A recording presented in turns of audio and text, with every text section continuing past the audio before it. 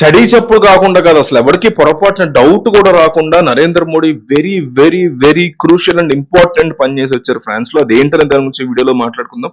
మార్సై అనేటువంటి ఒక పట్టణం ఉంది ఫ్రాన్స్ లో. దానికి ఒక స్పెషల్ విజిట్ కి నరేంద్ర మోడీ అక్కడికి వెళ్ళడం జరిగింది.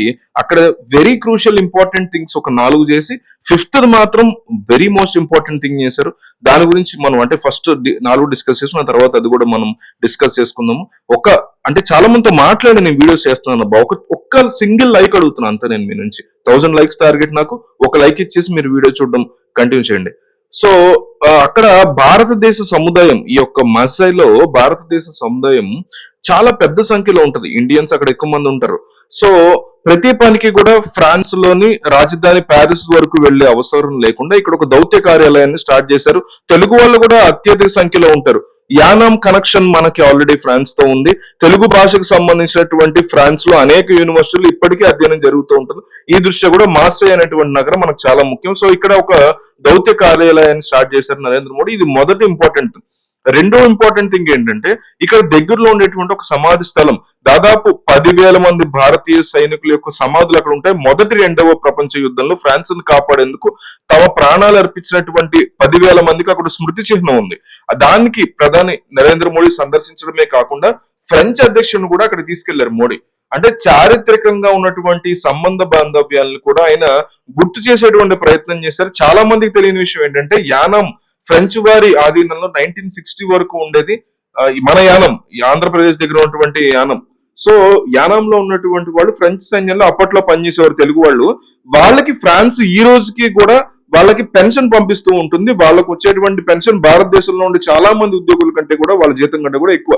చాలా మంది తెలియని విషయం ఇది. సో ఈ సంబంధాలని నరేంద్ర మోడీ మళ్ళీ గుర్తు చేసే ప్రయత్నం చేశారు. మూడో ముఖ్యమైన విషయం ఏంటంటే అక్కడ పెరుగుతున్నటువంటి భారత సముదాయంతో మాట్లాడారు. ప్రతి చోట కూడా ఆయన వెళ్ళినటువంటి ప్రతి విదేశాల్లో కూడా అక్కడ ఉన్నటువంటి భారతీయ సముదాయానికి ప్రేరణ ఇచ్చేటువంటి పని చేస్తూ ఉంటారు మోడీ అంటుంటారు. 4 ముఖ్యమైన విషయం ఏంటంటే స్వాతంత్రం వినాయక్ దామోదర్ సావర్కర్ లండన్ నుంచి భారతదేశానికి ఆయన్ని తరలిస్తున్నటువంటి విచారణ నిమిత్తం తరలిస్తున్నటువంటి సమయంలో ఈయన సావర్కర్ మార్సై రేవు దగ్గర ఆగినటువంటి పడవలోంచి దూకి ఈది ఫ్రెంచ్ పోలీసులకు ఆయన అప్పట్లో లొంగిపోయారు.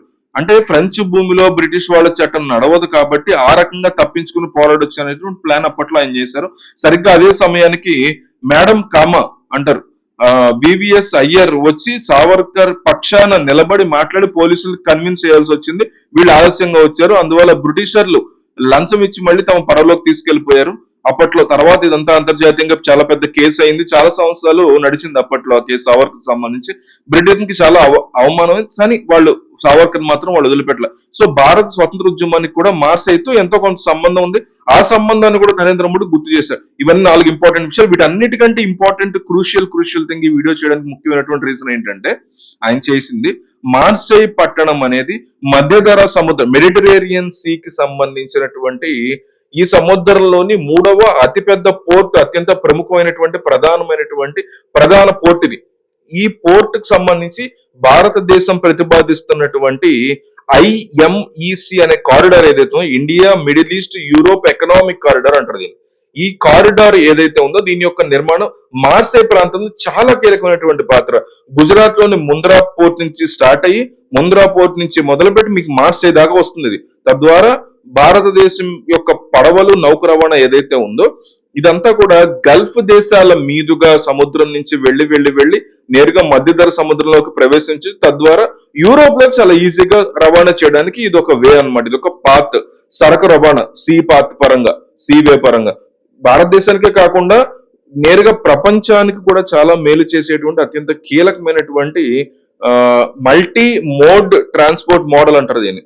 సో కొంతకాలం సముద్ర మార్గం, కొంత మార్గం భూమి, ఇట్లా ప్రయాణం సాగుతుంటది. మల్టీ ట్రాన్స్పోర్ట్ మోడల్ ఐఎంఈసి అన్నమాట ఇది.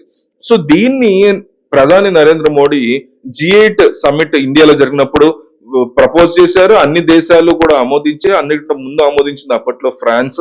సో ఫ్రాన్స్ దీనికోసం ఒక ప్రత్యేక ప్రతినిధిని కూడా నియమించింది. ఆయన ముంద్రా పోర్ట్ నుంచి ఇన్స్పెక్షన్ కూడా చేసేళ్ళారు. కాబట్టి మార్సై పట్టణంలో ఉన్నప్పుడు ఈ ఐఎంఐసి గురించి కూడా ఫ్రెంచ్ అధ్యక్షుడు మ్యాక్రోన్ దీని గురించి మోడీ మధ్య కీలకమైనటువంటి చర్చలు జరిగాయి. సో ఇది భారతదేశానికి రవాణా పరంగా అత్యంత కీలకమైనది.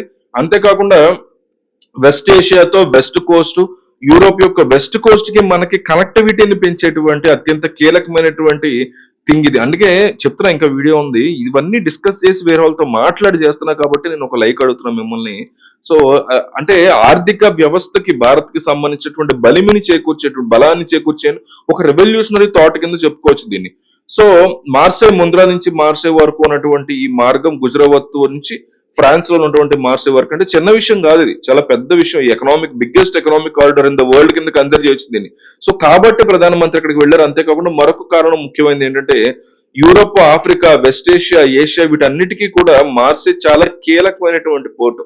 ఈ పోర్ట్ లో మనకి ప్రవేశం అనేది ఉండడం కానీ, కనెక్టివిటీ అనేది ఉండడం కానీ అత్యంత కీలకమైనటువంటి విషయం. ముఖ్యంగా ఇది టెలికమ్యూనికేషన్ హబ్ కింద కూడా ఇది పనికొస్తుంది. సో టెలికమ్యూనికేషన్ లైన్స్ ఈ మార్సే మీదుగా వెళుతూ ఉంటాయి. ఆఫ్రికా కావచ్చు, వెస్ట్ ఏషియా కావచ్చు, యూరోప్ కావచ్చు, అమెరికన్ కాంటినెంట్ కావచ్చు, ఎనీ కాంటినెంట్ కి. సో ఈ టెలికమ్యూనికేషన్ కనెక్టివిటీ అంతా కూడా ఈ మార్సే పట్టణం అత్యంత కీలకమైనటువంటి స్థానంలో ఉంది.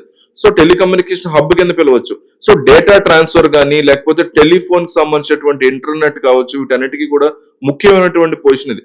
కాబట్టి ఈ ప్రాంతంలో, ఈ పర్టికులర్ ప్లేస్ లో మనం మనం అక్కడ ప్రభావం చూపించగలగాలి, మనం అక్కడ ఎఫెక్ట్ చూపించగలగాలనేటువంటి ఉద్దేశంలో ఇక్కడికి వెళ్ళటం మోడీ ఒక బిగ్గెస్ట్ పాజిటివ్ థింగ్ కింద, ఒక క్రూషియల్ థింగ్ సాధించారని చెప్పుకోవచ్చు. 1000 లైక్స్ టార్గెట్ అడుగుతున్నా, ఒక లైక్ ఇచ్చి మీరు మిగతా వీడియోలు చూడడం కంటిన్యూ చేయండి. Thank you.